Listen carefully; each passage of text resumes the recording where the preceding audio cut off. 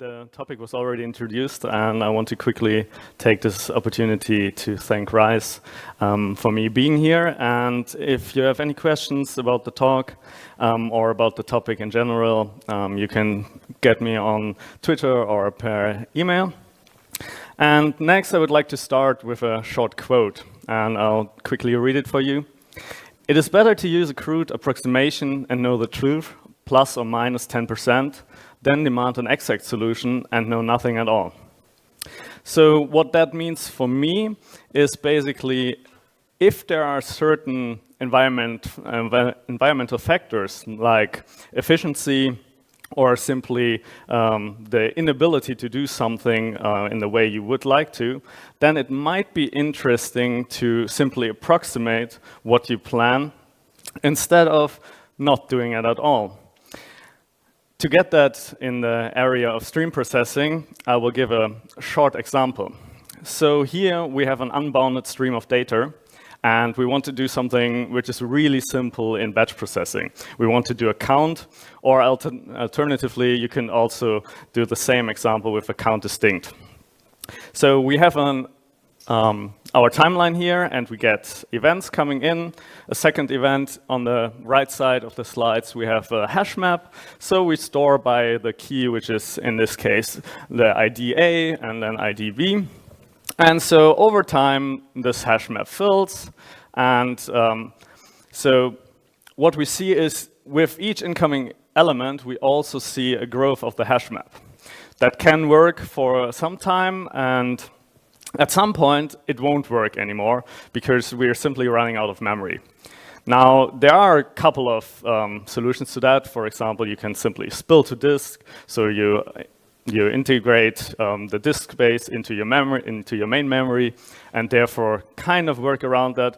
But maybe that's not efficient enough because the latency is increased, or simply you don't have the necessary storage available. So it kind of depends on what you do. What I'm proposing is a solution that you can basically fix how big the hash map is. So let's say you want a fixed memory demand for your problem, and the only solution, or a nice solution to that problem, is approximation. Now, approximation is not the newest thing, but interestingly, within the research that is currently done, or within productization of this research, this is mainly done in a way that it's on batch processing, even though most of the approximation algorithms are actually streaming based, which is kind of a weird thing. And this motivated me to look at that. So why is this the case, and does this work? Given that the algorithms are already streaming, for me the more interesting part is, does that work on distributed stream processing? What type of characteristics need to be considered when doing it on Flink, for example? So now I want to go quickly into what are the approximation algorithms. I will focus on two. This is the identification of heavy hitters, which kind of represents count or frequent item estimation. Then the second use case is cardinality estimation or count distinct, although cardinality estimation not always is considered a count distinct, but in estimation it kind of is.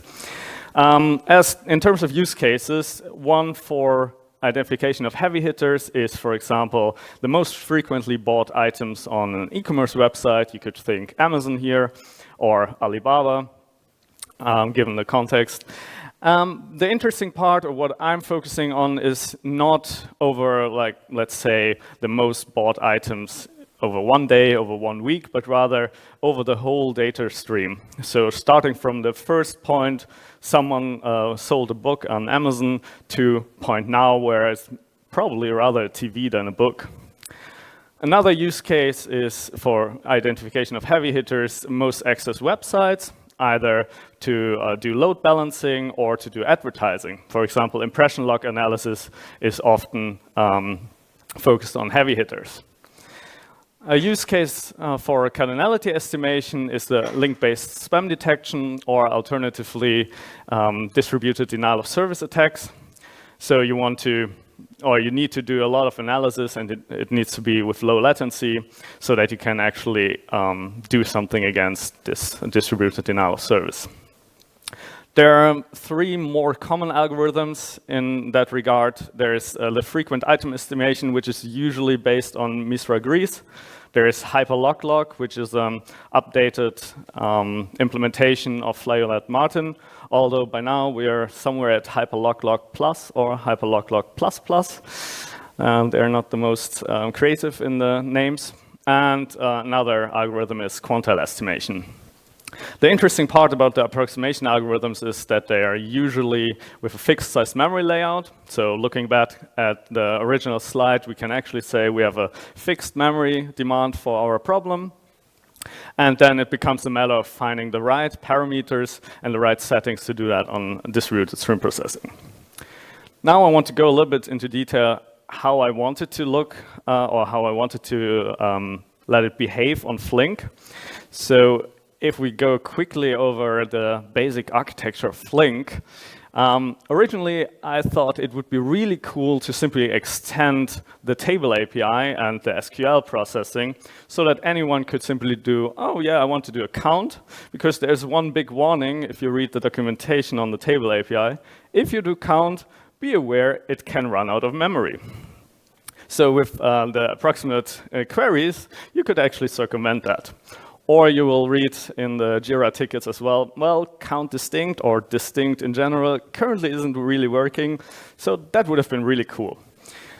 Unfortunately, when I wrote or when I worked on this project, the table API or the user-defined functions for that weren't really usable for this scenario.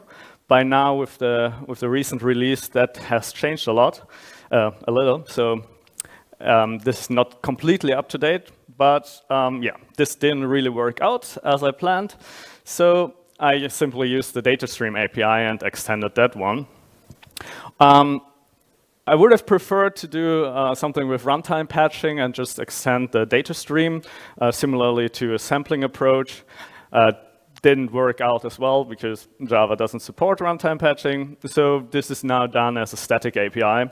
And yeah, let's have a quick look at how that actually looks. So this is only for the frequent item, and be aware it's only for standing queries. So we have an input stream. We use the key selector interface here so that you can actually define on any given input data what key you want to count the frequencies on. Then there's a max items parameter, so you can define, okay, do we want the top 100, top 1,000, top 10,000, and finally one parameter which is emit min, which is used to reduce the amount of data that are emitted down the analytics pipeline, just kind of to keep the data generation in check. So how does this look from a more architecture perspective? The user defines what to query on, basically through the key selector. The user can also define what type of parameters they use for the approximation algorithm. And then this is put into the approximate query library, which uses all the typical Flink processes to parallelize. And then we get an output stream on top of that. Now to the hard part or to the harder part of distributing the work. Each sketch, the sketches are another term for these approximate algorithms. They have a limited capacity, which is why they're limited in what space in memory they consume. Now, the work we did here is based on the Yahoo Data Sketch library, which is used mainly for batch processing, but it also works on streams. Now, the key here is actually the key. So without distributing the data distribution is spread through shuffling over different instances of the sketch, and that reduces the capacity which is available. So if you don't do a key by operation beforehand, you basically get no less than 50% of deviation from the exact frequent item. With key by operations, you can get pretty exact results in terms of accuracy. So how this works right now is you get a source of data, the data are keyed, then it goes into a flat map operation which updates a sketch, and then this flat map operation can, on the emit min parameter, update the sync or create a new stream with the outputs, which are then, for example, the top 50 items. I will go into a little bit of detail how that could be optimized, because personally, I don't like to emit the results directly on a stream. It just creates too much data, but I will go into that a bit later. So let's look at how this ends up. What we see here is two different data sets. On the left side, we have the Wikitrace data set, which is basically an access log of Wikipedia over time. That's in total 9 gigabytes in this case. And on the right side, we have an Amazon rating data set, so different ratings on the Amazon e-commerce website, where you have both reviewers and products. In this case, we selected the top 6,000 predictions. And here we have different map sizes, starting with 128 to 16,384. And on the y-axis, we have the deviation in percent. And down here, we have an index, which is the most frequent item, and then in descending order. So what we can see is, first, in this case, we have actually a lot of results with a small map size, and which is not really visible. The first 80 items are estimated quite well, while in case of the Amazon data set, actually only 3 results were given. That is because of the data distribution in the different data sets. So here we have a lot smoother distribution, while the Amazon data set is heavily skewed. And then at some point, the noise level of a sketch overtakes the predictions or the estimations. What we can see further is that if we go here to the 4096 map size, the beginning, the estimates are quite accurate. We're somewhere around like 0 to 2% deviation, and then at some point it just goes up. And here we can actually see that with the 16,000, if we accept something around 20% of deviation, we get pretty good results for the whole, for all the estimates in this selection, which kind of highlights this one thing. If you use that, if you use the approximations, you need to be aware of how do you choose the map size and how many items you actually want to estimate.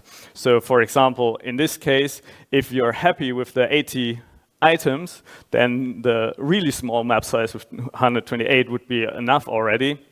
But the more data you want, then you need to increase the map size. And the Amazon dataset highlights if the datasets are skewed towards certain keys, then you actually need an even bigger map size to reach similar results. Okay, let's look at the HyperLogLog or count distinct. Although in this case, it's a little bit different because we thought, okay, a count distinct without any grouping operation seems kind of pointless. So the implementation actually does a group by on a user-defined key as well. Here we have a problem because one of the reasons we want to use approximations is to not have a growing memory demand. If we do a group by operation, actually we have a new issue with that. So it kind of depends on what you want to group by. It can work. It doesn't always work. With the Wikitrace dataset, for example, on the test system, we would simply consume all the memory, and then it doesn't work anymore. But if it works, because the grouping key is rather small, then we can have actually pretty accurate results. In the research paper, this implementation is based on the set that they can reach mostly 2% of error with the estimates, which can be pretty useful if it fits the use case. Generally speaking, it always has to fit the use case. In medicine, I wouldn't use approximation, probably. Okay, so next I would like to talk a little bit about the future work. So what could be improved on the current state, and just for your information, the prototype is on GitHub, the whole source code and also the analysis. I have a couple of links at the end, so you can also get the slides and click through the links if you're interested. Okay, talking about future work. So One thing I would like to see is a native implementation. As I mentioned, the current state is based on the Yahoo Data Sketch library, but that performs pretty well because of off-heap memory. And as we probably all know, actually, Flink also uses a lot of off-heap memory to increase computational speed. So it seems kind of useful to directly implement it. Also, what that would make possible is stateful processing, which we could use for Queryable State. As mentioned before, the integration with the table API was a big thing, and I'm planning to actually look at that again now with the new user-defined functions. But let's go into Queryable State a bit, because as I mentioned before, it seems kind of unfortunate to put all these elements in a sketch function and then generate a result directly based on that. It would be a lot cooler if you could just keep the state in the sketch and using the Queryable State API, build a REST API on top of that. Because in that case, you could actually directly query the state of the sketch and not emit anything on the data streams. For that, I actually went to the training on the first day of Flink Forward to hear a little bit about what is the best way to build or to work with the state API. Now I'm considering to build that on top of the hash map or the map state API. Let's see how that will work out. For now, we'll have to use it how it is. Okay. Let's come to the conclusion here. The biggest challenges from our perspective are the efficient grouping. So in terms of the count distinct with HyperLogLog, if there's no grouping, we kind of run into the same problems we would do without any approximation. So is that really useful? It's questionable. The stateful native implementation, so in the original implementation, they use arrays instead of any array lists or hash maps or anything like that to have a really fast implementation. That, together with state on Flink, seems still challenging to me, but I think that would be something to actually test first. Then a big challenge, depending on the use case, is the skewness of data sets. If they're too skewed, it gets hard to estimate with low map sizes, but then it becomes a question of the memory demand. That's also directly a learning, so the importance of the data distribution, the internal data distribution, but also how to distribute data over the different tasks.